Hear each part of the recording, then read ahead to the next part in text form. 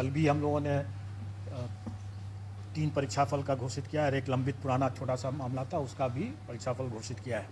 आगे आने वाले समय में भी हम लोग अब बहुत जल्दी जो हमारे लंबित हैं CDPO के, DPRO के, प्रोजेक्ट मैनेजर के और पंचायती राज ऑडिटर का, इन सबों का परीक्षाफल भी हम लोग अगले माह तक निश्चित रूप से घोषित कर देंगे। और उम्मीद है कि जुलाई माह में हम लोग 67 कंबाइंड सिविल सर्विस एग्ज़ाम का, मेंस का भी परीक्षाफल घोषित कर सकेंगे। ये हमारे जो पुराने जितने हम लोग परीक्षा लेते रहे हैं, जो ले चुके हैं, उसका परिणाम परीक्षाफल के बारे में मैंने बताया। अब एक नया टास्क मिला है BPSC को सरकार के द्वारा। आप सब लोग अवगत हैं, वो अध्यापक नियुक्ति के लिए अनुशंसा भेजने के लिए। इसका हम लोगों ने पाठ्यक्रम और परीक्षा के संरचना के बारे में अपने वेबसाइट पर प्रदर्शित कर दिया है और मैं समझता हूँ कि इसको लेकर के कुछ संशय आप लोगों के भी मन में होगा और अभ्यर्थियों के भी मन में होगा, और मैं चाहूँगा कि आप लोग भी प्रश्न पूछें और उनके बाद अगर कोई संशय है तो मैं कोशिश करूँगा कि उसको दूर करूँ। कुछ जानकारी मैं दे देना चाहूँगा ताकि आप लोग प्रश्न अगर पूछेंगे तो आसानी रहेगा। उसके बाद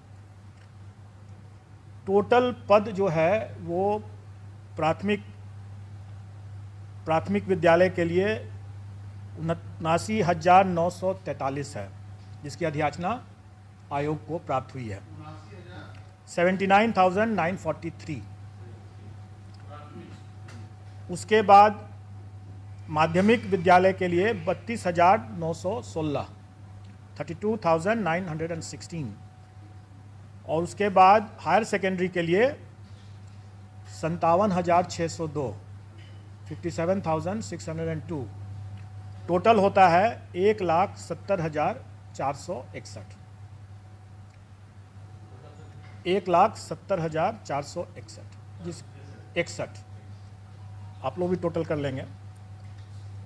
अब इसमें जो अर्हताएँ हैं वो सरकार के नियमावली में दिया हुआ है, और जहाँ जहाँ वो मिसिंग होगा वो सरकार के निर्देश पर और सरकार के साथ आयोग की बैठक, संयुक्त बैठक में जो निर्णय लिया जाएगा उसके अनुरूप वो होगा। और वो विज्ञापन के समय, जब विज्ञापन निकलेगा 1-2 दिन में, मैं समझता हूँ कि विज्ञापन भी हम लोग निकाल देंगे। वैसे मैं बता दूं मोटा मोटी तौर पर कि प्राथमिक विद्यालय के लिए जो न्यूनतम अर्हताएँ होंगी वो inter pass plus CTET plus diploma in elementary education या बीएड अगर किया हो तो वो होना चाहिए।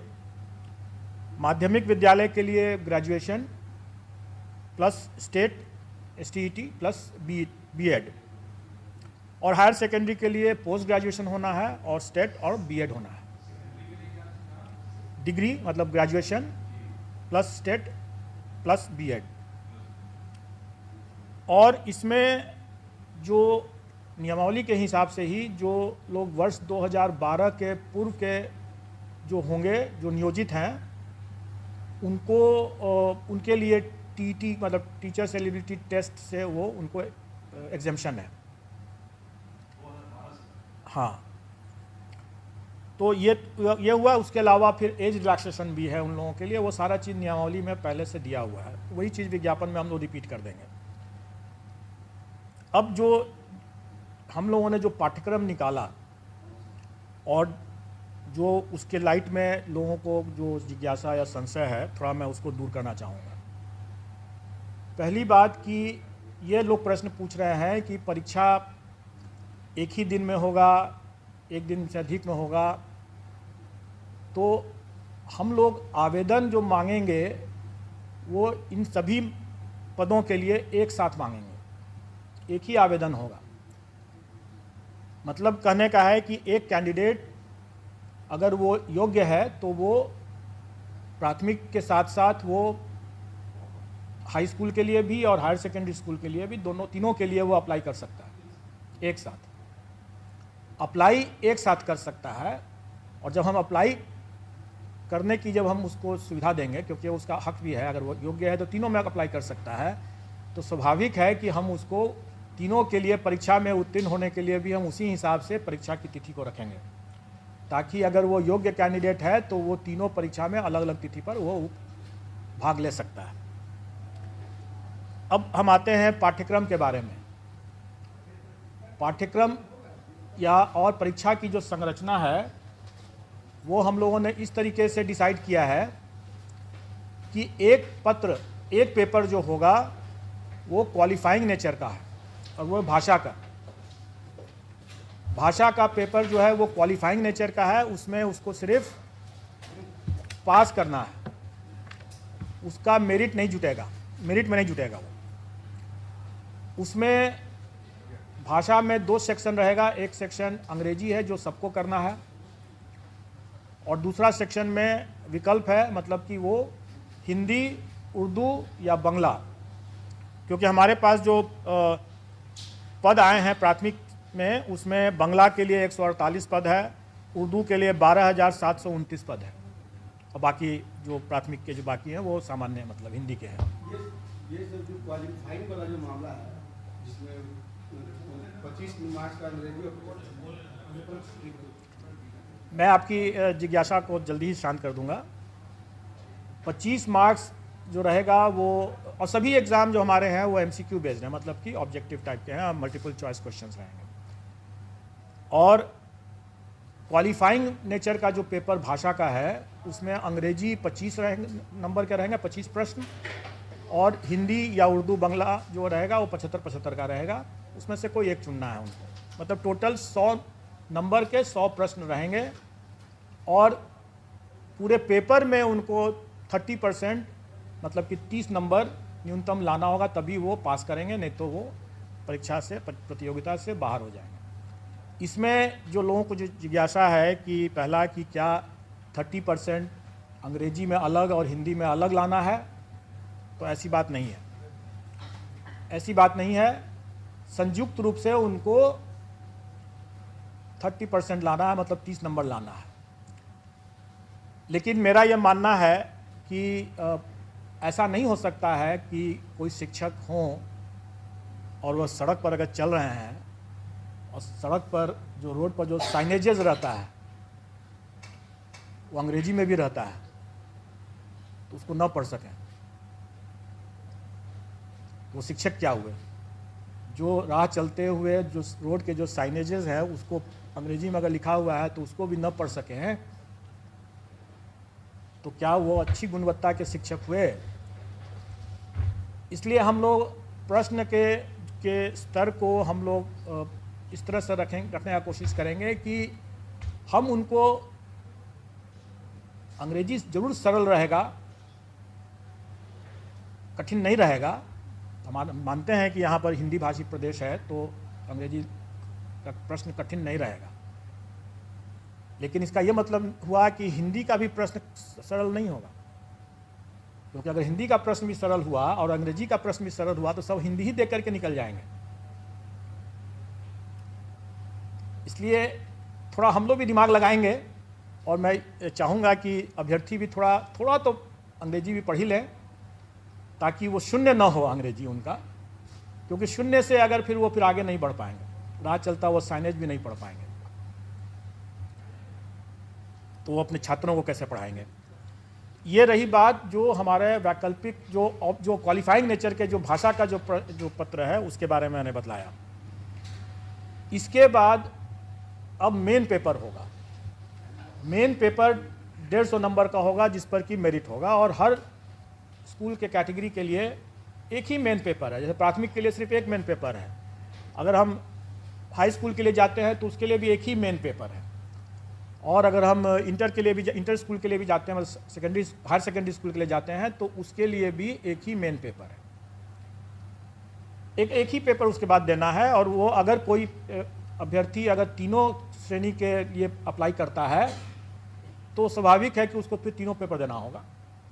अलग अलग दिन होगा लेकिन देना होगा तीनों। फिर मेरिट लिस्ट अलग अलग बनेगा, क्योंकि सबके लिए अलग अलग वो परीक्षा है।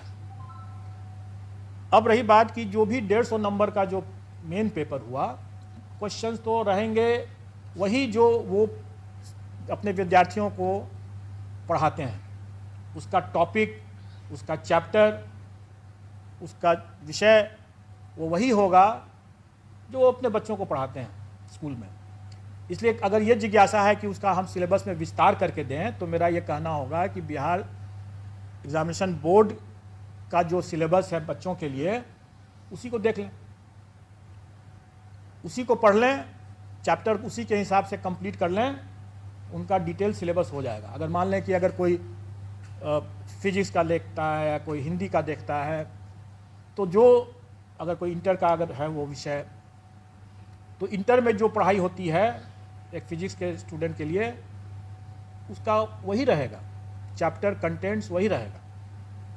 प्राथमिक विद्यालय में भी अगर जो बच्चों को जो पढ़ाते हैं शिक्षक, वो वही रहेगा कंटेंट, वही चैप्टर्स वही रहेंगे। मतलब सिलेबस का जो विस्तार, डिटेल सिलेबस की जो लोग मांग कर रहे हैं, वो करना ज़रूरत नहीं है, क्योंकि अगर उसको देखना है तो अपने बिहार एजुकेशन बोर्ड का सिलेबस बच्चों का उठा के देख लें और उसी की पढ़ाई कर लें।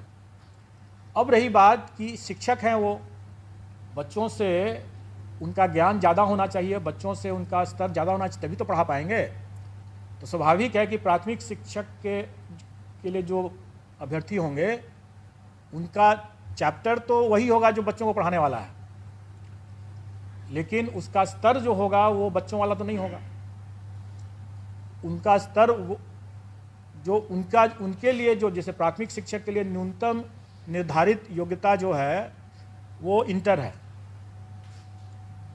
तो उसी के आलोक में प्रश्न पत्र का स्तर होगा। चैप्टर तो वही हुआ जो प्राथमिक विद्यालय में जो पढ़ाते हैं, लेकिन उसका जो स्तर जो होगा वो उनके जो न्यूनतम निर्धारित योग्यता, मतलब इंटर जैसे है, तो उसी को ध्यान में रख करके होगा कि इंटर पास एक अभ्यर्थी स्कूल प्राथमिक विद्यालय के बच्चों को पढ़ाएंगे तो उनको क्या ज्ञान होना चाहिए, जो भी विषय वो पढ़ाएंगे उसके लिए उनका क्या ज्ञान होना चाहिए, क्या स्तर होना चाहिए, वो उसी के आलोक में रहेगा।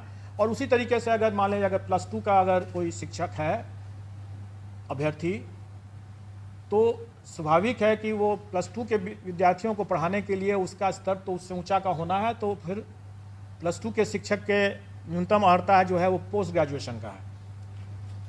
तो पोस्ट ग्रेजुएशन का है तो हम लोग उसी के आलोक में कि वो इंटर के बच्चों को पढ़ाने वाले पोस्ट ग्रेजुएट अभ्यर्थी हैं, तो प्रश्नों का स्तर क्या होना है वो उसी के हिसाब से हम लोग तय कर लेंगे। तो अब इसमें इसको लेकर के जो लोगों को कन्फ्यूज़न था कि हमारा क्या रहेगा, पाठ्यक्रम का कैसे मतलब डिटेल क्या रहेगा, तो मैंने बता दिया। अब रही बात कि ये तो 100 नंबर के हुआ, बाकी 50 नंबर के जो रहेंगे वो सामान्य ज्ञान जो है, जनरल साइंस कर लें, जनरल स्टडीज़ कह लें, वो बेसिकली जो पहला जो 100 नंबर का जो हुआ वो उनके नॉलेज का टेस्ट होगा, और बाकी जो 50 नंबर का जो होगा वो उनके इंटेलिजेंस का टेस्ट होगा। मतलब कि उसमें मेंटल एबिलिटी रहेगा वगैरह वगैरह, रीजनिंग रहेगा और इसी तरह के मिलते जुलते चीज़ रहेंगे, जो उनके कुछ हो सकता है कि सामान्य तरह का जो एक किसी भी जागरूक नागरिक को या शिक्षक को थोड़ा बहुत ज्ञान होना चाहिए सामान्य ज्ञान का, तो वो उसी तरह का रहेगा। वो बहुत ऐसा बिल्कुल नहीं रहेगा कि हम कोई, जो लोग ये आशंकित हो रहे हैं कि हम SDM बना रहे हैं, ऑफिसर बना रहे हैं, ऐसी बात नहीं है। वो भी लोक सेवक ही होंगे, और जो SDM जो हैं वो भी लोक सेवक ही होंगे, और किसी भी एक लोक सेवक को एक जो सामान्य ज्ञान का जो स्तर होना चाहिए, इसका स्तर उतना ज़्यादा नहीं होगा, जो कि स्पष्ट है। लेकिन इसमें 50 नंबर जो रहेंगे वो उनके विषय ज्ञान से हट करके ये उनके सामान्य ज्ञान, जो उनकी बुद्धिमत्ता का जो हम असेस करने का प्रयास करेंगे इसमें। अब रही बात कि इस पूरे मामले में हम लोगों ने इस बात शुरू से ही स्पष्ट कर दिया है कि इसमें तुक्केबाजी को हम प्रश्रय नहीं दे सकते हैं। मेरा ये मानना है कि अगर कोई ऑफिसर अगर है, तो वो ऑफिसर, जैसे सिविल सर्विसेज का हम एग्ज़ाम लेते हैं, वो कोई भी विषय पढ़ के आता है, लेकिन वो उस विषय का उपयोग नहीं करता है अपने कार्य में। अगर वो मान लें कि फिजिक्स पढ़ के आया तो सीधे वो फिजिक्स का उपयोग थोड़ी कर रहा है अपने कार्य में, लेकिन शिक्षक जो है वो सीधे अपने उस ज्ञान का उपयोग कर रहा है। अगर वो फिजिक्स पढ़ के आया है या हिस्ट्री पढ़ के आया है तो वो उसका उपयोग कर रहा है अपना ज्ञान बांटने में, अपने विद्यार्थियों को पढ़ाने में। वो अपने ज्ञान के मामले में तुक्केबाजी अगर करते हैं तो ज़्यादा खतरनाक होगा, वो बच्चों के लिए भविष्य से खिलवाड़ वाली बात होगी। इसलिए हम उनको तुक्केबाजी पर अंकुश शुरू से ही लगाएंगे और इसलिए हम इसमें नेगेटिव मार्किंग रखेंगे। लेकिन अभ्यर्थियों को उससे घबराना नहीं चाहिए, क्योंकि आफ्टर ऑल जो वो पढ़ाएंगे बच्चों, जो उनका अपना खुद का विषय है, जिस पर उन्होंने पढ़ाई किया है और जिस पर वो आगे काम कर रहे होंगे या काम करेंगे, उसका तो उनको ज्ञान होना ही है, नहीं तो वो अपना पढ़ाएंगे कैसे।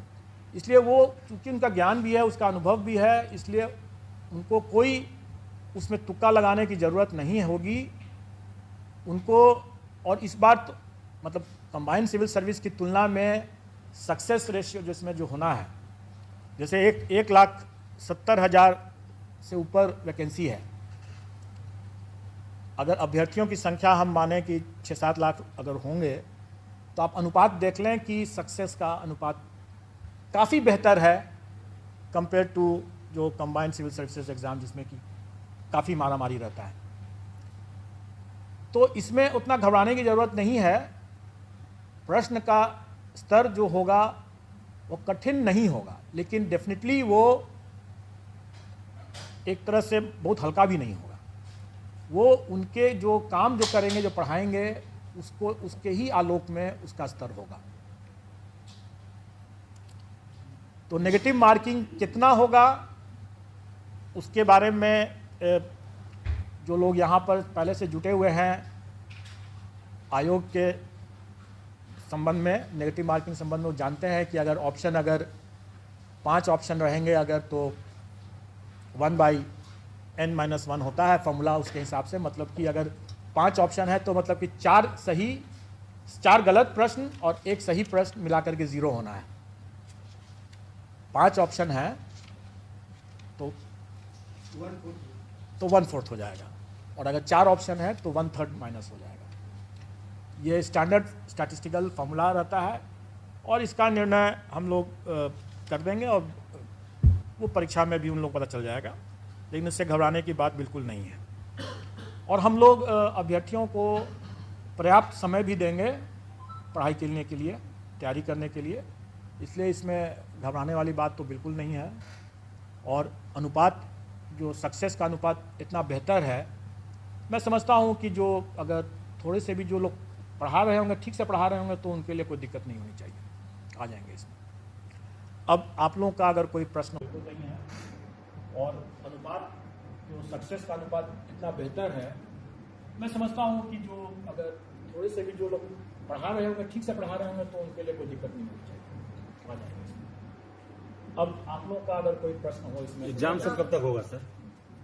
एग्ज़ाम कब तक होगा? एग्ज़ाम हम लोग कोशिश करेंगे कि हम लोग उनको लगभग 3 दिन का हम लोग उनको टाइम की देना चाहेंगे, 90 दिन का। दिसंबर में लगभग एग्जाम होगा तो नवंबर तक तो आप सितंबर में आप लोग जगह पर हम लोग एक साथ रोटी भी खा सकते हैं और सब्जी भी खा सकते हैं। सितंबर तक तो हम लोग सितंबर में अगर वो परीक्षा कर रहे हैं तो इसका ये मतलब थोड़ी है कि हम लोग उसके पहले परीक्षा नहीं दे सकते हैं। 90 दिन के बाद कभी भी हम लोग उसके नहीं, ऐसी बात नहीं, हम लोग आसपास हम लोग उनको पर्याप्त समय देंगे। और मोटा मोटी आप ये सोच के चलें कि अगस्त महीने में एग्जाम होगा। अगस्त महीने में एग्जाम होगा। हम लोग अभी क्योंकि ये एग्जाम 4 दिन चलेगा, क्योंकि 4 पेपर हो जाते हैं, और क्योंकि हमें सबको मौका देना है, प्राथमिक के लिए भी और हाई स्कूल के लिए भी और हायर सेकेंडरी के लिए भी, इसलिए वो हमें समय लगेगा उसमें। भाषा का जो बता रहे हैं तो वो तीनों के लिए अलग अलग होगा? नहीं होगा, वो तीनों के लिए प्राथमिक, माध्यमिक और उच्च माध्यमिक का इसमें भाषा का होगा, इसलिए आपको सरल होगा, वो सरल होगा। हम लोग चाहेंगे कि जो हमारे शिक्षक हैं वो अपने भी मतलब सर उठा करके चलें। और आप लोग भी जब जाकर के जब कभी चेक करते हैं और वो पाते हैं कि उनको मतलब एक स्टडी नहीं अपना रविवार शनिवार तक नहीं जानते हैं तो फिर बड़ा दुखद लगता है कि वैसी नहीं होती। बस उतना ही जानना है उन्हें, क्योंकि उसके बाद जो अपने विषय के जो है वो अपने विषय के तो ज्ञाता है ही। इसका सिलेबस क्या होगा सर, भाषा का? वही तो मैं बता रहा हूँ कि ये एक सामान्य हो।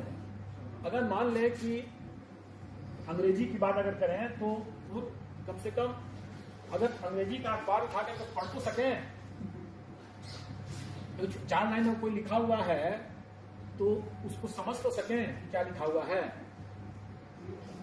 उतना ही कर है, सामान्य है। कोई हम उसमें उनसे शेक्सपियर के बारे में नहीं पूछने वाले हैं।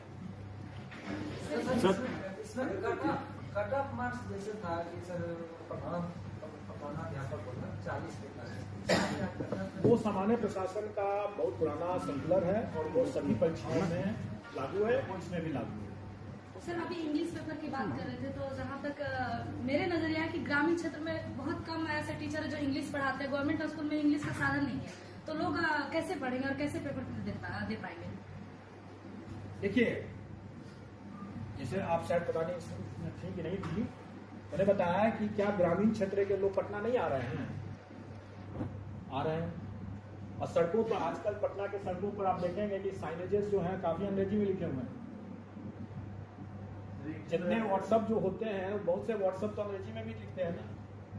सीनियर टीचर्स जो है कोई एक अगर हम बिहार के भविष्य के लिए बात कर रहे हैं, हमारे बच्चे क्या उनकी सीमाओं से बच्चे की भी जानकारी या उनका जो ज्ञान जो है बाधित हो जाए? नहीं होना चाहिए। हम उनको अंग्रेजी पढ़ाने के लिए नहीं कह रहे हैं, क्योंकि वो अंग्रेजी विषय के वो शिक्षक नहीं है, इसलिए अंग्रेजी वो नहीं पढ़ा रहे हैं। लेकिन उनको इतनी जानकारी तो होनी ही चाहिए ना, जो अपने, क्योंकि वो अगर प्राथमिक विद्यालय के अगर शिक्षक है तो वो सब कुछ पढ़ा रहे हैं। हाई स्कूल के हैं तो वो अलग बात है, फिर तो विषयवाद हो गया, फिर उसको अंग्रेजी के अलग विषय के शिक्षक। 25 नंबर है अंग्रेजी में, 75 है हिंदी में। हम अंग्रेजी नहीं बनाए, 75 सिर्फ हिंदी बनाए। मैंने इसके बारे में जवाब दे दिया है, मैंने इसके बारे में जवाब दे दिया है, इसलिए आप समझ लें। सर एक चीज है सर, किसमें कहा जा रहा है सर, जो बीएड और ये सब का जो क्वालिफिकेशन रखा गया वो ट्रेनिंग से रिलेटेड क्वेश्चन क्यों नहीं सर रखा गया है सर? Good question. मैं बता दूं कि आप तीनों स्तर के, क्योंकि अभी मेरे पास मध्य विद्यालय की वैकेंसी नहीं आई है, इसलिए मैं मध्य विद्यालय के बारे में नहीं बता रहा हूँ, अभी कुछ तय नहीं हुआ है, उसका जब आएगा तो उस समय देखा जाएगा। लेकिन अभी जितने भी स्तर लेवल के विद्यालय के शिक्षकों के बारे में मामला है, सब में देखेंगे कि अनिवार्य अर्हता में सीटेट एसटेट ये है या बीएड डीएलएड है। ऐसी स्थिति में उन परीक्षाओं में प्रशिक्षण संबंधित कैसे पेडागोजी जो करते हैं उसके संबंध में या चाइल्ड डेवलपमेंट के बारे में ऑलरेडी उसकी परीक्षा वो टीचर्स एबिलिटी टेस्ट में दे चुके हैं। तो अब फिर से उसी चीज के अगर हम लेने लगे हैं तो फिर आप ही लोग कह रहे हैं कि जब उसमें जब ले ही चुके हैं तो फिर इसमें भी वही चीज ले रहे हैं, तो नई परीक्षा की क्या जरूरत है?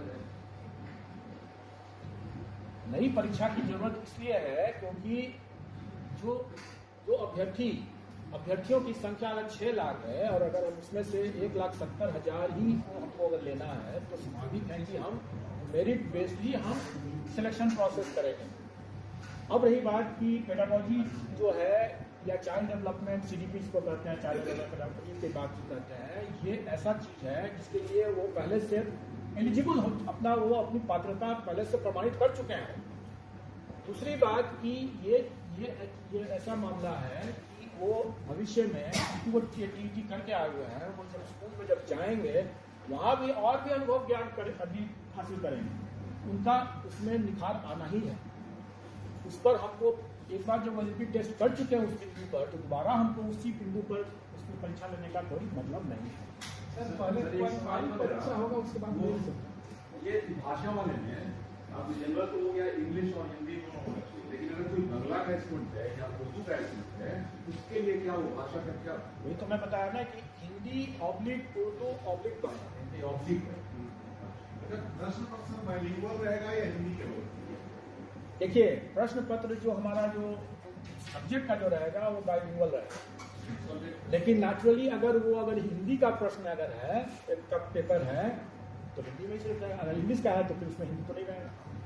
एक उर्दू वाले मदरसा वाले जो लैंग्वेज का जो विषय का जो पेपर रहेगा वो उसी लैंग्वेज में रहेगा, जो बाइलिंगुअल नहीं रहेगा।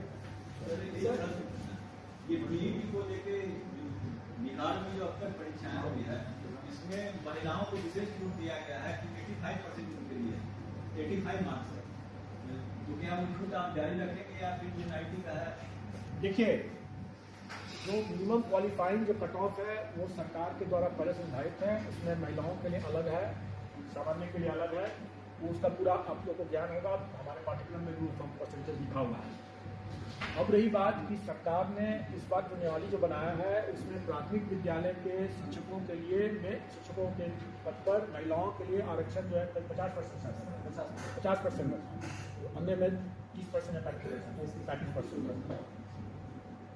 प्राथमिक में 50 और अन्य में 35। अन्य में जो पहले से है वो सही है, और प्राथमिक विद्यालय के केस में 50% आरक्षण महिलाओं के लिए।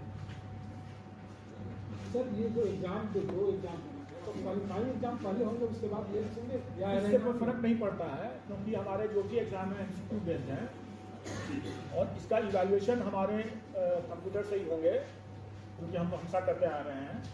जो लोग आयोग के पास आते रहते हैं या आयोग की पद्धति से वाकिफ हैं वो जानते होंगे। मैं एक दो बातें और बता देना चाहूँगा जो लोग नहीं वाकिफ होंगे उनके लिए। पहली बात कि ये MCQ बेस्ड होगा तो इसमें हम सारा का सारा जो है कंप्यूटर से ही हम इवैल्यूएशन करते हैं। और हम लोगों ने एक नई परिपाटी बनाया है कि जो हमारे आंसर की जो निकलते हैं वो हम पहले से प्रदर्शित कर देते हैं, और उस पर जिसको आपत्ति करनी है तो आपत्ति भी करते हैं, एक बार दो बार, तो वो इसमें रहेगा। वो हम लोगों ने इतने दरमियान में जो अनुभव हासिल किया है इस तरह की परीक्षाओं को लेने में और जो सुधार किया है उसका लाभ शिक्षक अभ्यर्थियों को भी होने वाला है। तीसरा ये इसमें यह रहेगा कि पारदर्शिता बरतते हुए हम उनका OMR शीट को वेबसाइट पर उनको दे देंगे ताकि वो अपना OMR शीट देख सकें कि उन्होंने क्या किया है। ये पूरी ट्रांसपेरेंसी रहेगी। लेकिन इसके साथ साथ मैं ये भी बता दूं, उनको ये आगाह भी कर दूं कि जो ये सुविधा दे रहा हूं तो उसके साथ साथ जो पारदर्शिता और जो कठिनाई जो कड़ाई जो की बढ़ती जाएगी उसके बारे में भी जानकारी दे दूँ। हम लोग अपना प्रश्न पत्र जो है वो सीधे एग्जामिनेशन सेंटर में अभ्यर्थियों के सामने खोलेंगे। वो कहीं किसी सेंटर सुपरिटेंडेंट के चैम्बर में नहीं खुलेगा।